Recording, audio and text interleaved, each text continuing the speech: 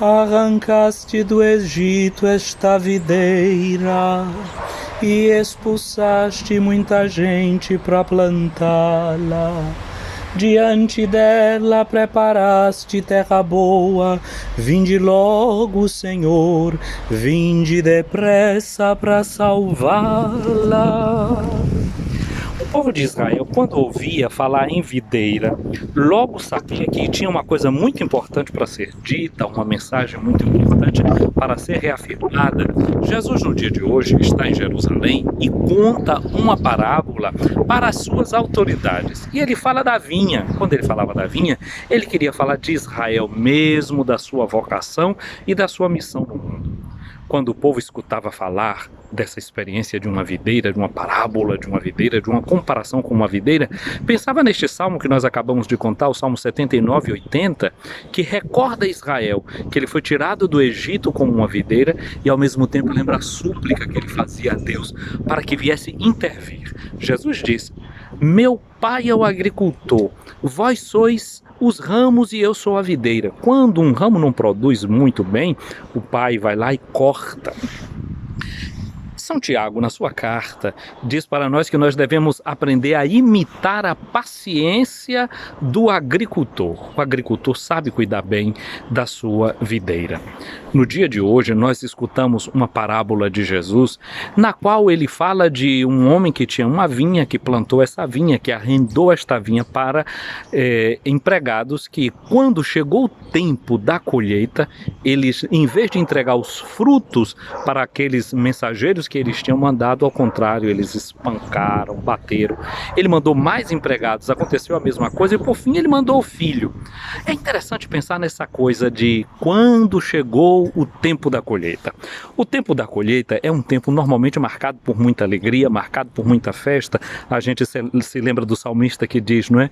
Quem semeia entre lágrimas, entre sorrisos colherá. O tempo da colheita era tempo de sorriso, era tempo de festa, porque de verdade aquelas sementes que foram lançadas nas lágrimas, agora se vê que deu resultado, se vê que a semente deu fruto. Era tempo de muita alegria, de muito entusiasmo.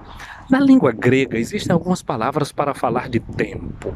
Uma delas é muito conhecida para todos nós, que é pensar no tempo como o tempo cronológico. É aquele tempo que a gente mede com o relógio, que a gente insere no calendário. É o tempo que é medido em minutos, segundos, horas, meses, dias, ano.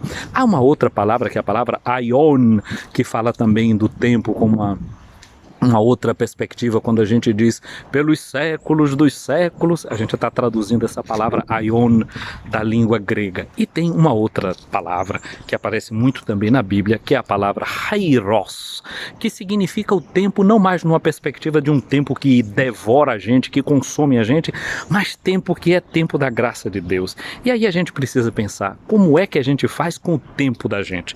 São Paulo diz assim: enquanto a gente tem tempo, vamos fazer coisas boas, vamos fazer o bem. Antoine de Saint-Exupéry, no seu Pequeno Príncipe, ele faz o Pequeno Príncipe falar de uma sua rosa que ele tinha lá no seu planetinha, e ele vai dizer que é o tempo que ele perde com a sua rosa que faz com que aquela rosa seja especial. Deus também faz a mesma coisa com a sua vinha, que é Israel. A vinha de Israel hoje sou eu, é você. Deus perdeu o seu tempo comigo e com você. Deus doou o seu tempo para mim e para você. Mas chega a hora da colheita, ele agora quer ver os frutos. Que frutos de tempo nós podemos apresentar a Deus?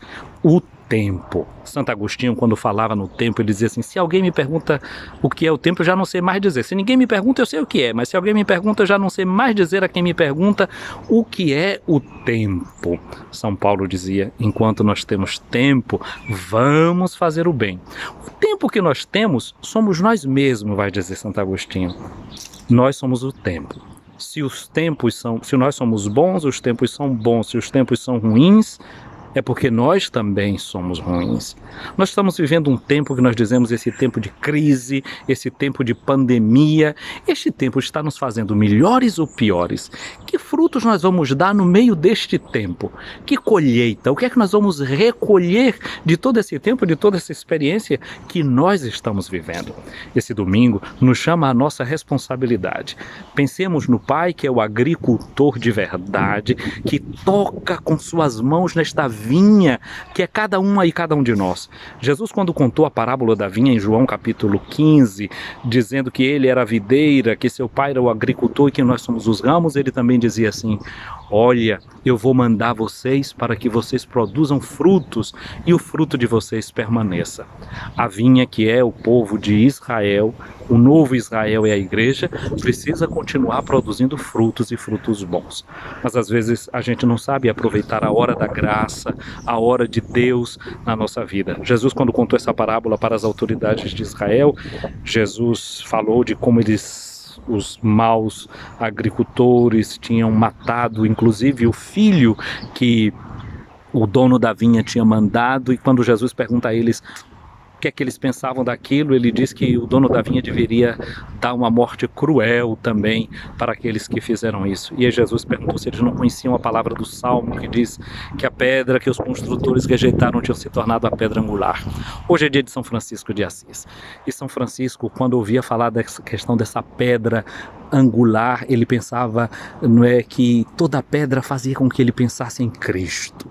Pensasse em Cristo, ele respeitava então toda pedra, porque ele respeitava toda a natureza. Se é verdade que ele sentia que todos somos irmãos, ele se sentia irmão até do sol e da lua, irmão sol, irmão lua, todos eram irmãos, não apenas os seres humanos. Olha que responsabilidade.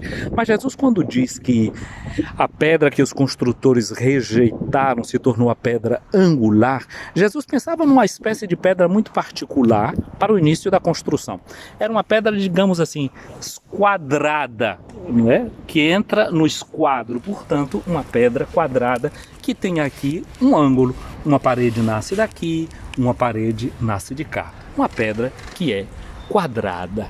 Assim, Jesus Cristo é essa pedra que serve para edificar a nossa vida. Jesus Cristo, quando ele fala da pedra angular, ele quer dizer justamente que existe um ângulo na pedra, e desse ângulo as diferenças e as divergências, porque uma vai para um lado, a outra vai para o outro, mas elas se encontram no ângulo para fazer uma boa edificação. Jesus quer ser na nossa vida essa pedra que consegue reunir as diferenças. Por isso todos somos irmãos. Por isso as paredes podem ir uma para um lado e uma para o outro, mas elas se encontram no ângulo. Fundamental na nossa vida é perceber isso, que nós somos chamados a viver essa união. Por isso o apóstolo Paulo vai cantar essa alegria e esta beleza de que Jesus Cristo, de dois povos diferentes, fez um só. Derrubou a barreira da inimizade e agora reestrutura na fraternidade esse povo novo, a quem o Pai do céu confia essa missão de fazer o mundo inteiro a sua roça, o seu campo, a sua vinha. Vocês são os ramos, eu sou a videira, e meu Pai é o agricultor. Deixemos que o Pai, com suas mãos de agricultor, cuide da videira que está dentro do nosso coração.